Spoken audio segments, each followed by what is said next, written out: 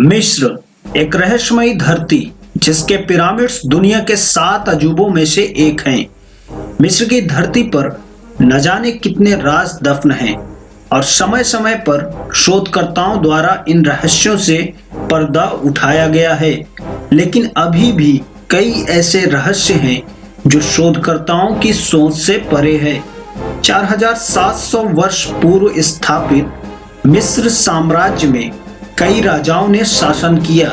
इन राजाओं को फराओ कहा जाता था, लेकिन इन सभी में तूतिनखामेन मिस्र के इतिहास में सबसे रहस्यमयी और शापित राजा माना जाता है, जो अपने खोज के समय से ही एक पहेली बना हुआ है और समय समय पर इसके बारे में कई चौंकाने वाले खुलासे भी किए गए हैं। तो आज की इस वीडियो में हम मिस्र के शापित फराओ तूतिनखामेन के बारे में जानने वाले हैं। एक बार फिर से स्वागत है आप सभी का हमारे चैनल ऑनलाइन एजुकेशन ईरा पर। तूतिनखामेन के पिता का नाम अखनातन था, जो उस दौर में मिस्र का फराओ था। केवल 9 वर्ष की आयु में 1333 ईसा पूर्व में तूतिनखामेन को मिस्र का फराओ बना दिया गया। अल्पायु और अनुभवहीन फराओ तूतिनखामेन को उनके निजी सलाहकार एवं चचा कमांडर आई ने संभाला। जब तूतिनखामेन राजा बना तो उसने अपनी सौतेली बहन अक्सुनामन से विवाह कर लिया। तूतिनखामेन ने अपने पिता के विरुद्ध जाकर कई नियमों में बदलाव किए थे। इसने सबसे पहले सूर्य देव की पूजा को खत्म कर चंद्रमा की पूजा को महत्व देने पर जोर दिया। उसने अपने पिता के समय पड़ोसी देशों से बिगड़े रिश्तों को फिर से सुधारा। जब तूतिनखामेन 19 वर्ष का हुआ तो उसकी रहस्यमय तरीके से मौत हो गई। शायद इसीलिए तूतिनखामेन को जब दफनाया गया तो उसकी मम्मी को सोने से बने 3 बक्सों में सुरक्षित कर दफनाया गया था। 4 नवंबर सन 1922 ब्रिटेन से आई हावर्ड कार्टर की एग्जीबिशन टीम के साथ काम कर रहा एक लड़का एक रात अपने घोड़े पर सवार होकर अपने घर की ओर लौट रहा था।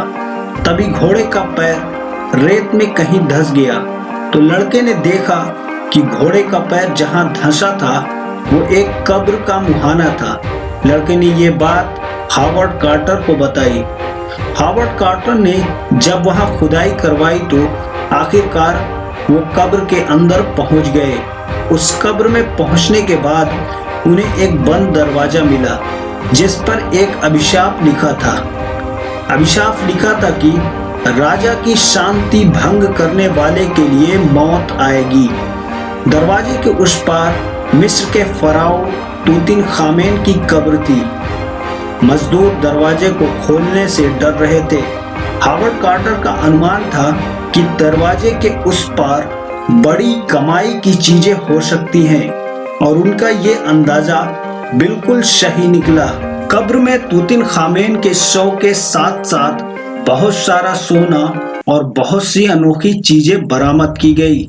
इस कब्र की खोज के साथ कार्टर की टीम रातों रात फेमस हो गई, लेकिन उनकी ये खुशी ज्यादा दिन तक टिक न सकी, क्योंकि हावर्ड कार्टर की टीम तूतिनखामेन के श्राप का शिकार हो गई थी। जल्द ही खोजी दल के सदस्य स्वाभाविक और अस्वाभाविक कारणों से एक एक करके मारे गए। दुनिया भर के मीडिया में उसी वक्त से तूतिनखामेन के श्राप की चर्चा होने लगी और इसे तब और भी मजबूती मिल गई जब कायरो में लॉर्ड कॉर्नरवान की मौत हो गई। 16 मई 1923 को मकबरे में जाने वाले एक और शख्स जॉर्ज गाउड की मौत हो गई।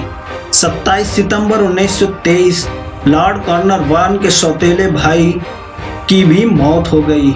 1923 में ही कार्टर को मकबरे की खोज के लिए पैसा देने वाले वुल्फ जूल की लाश नील नदी में मिली।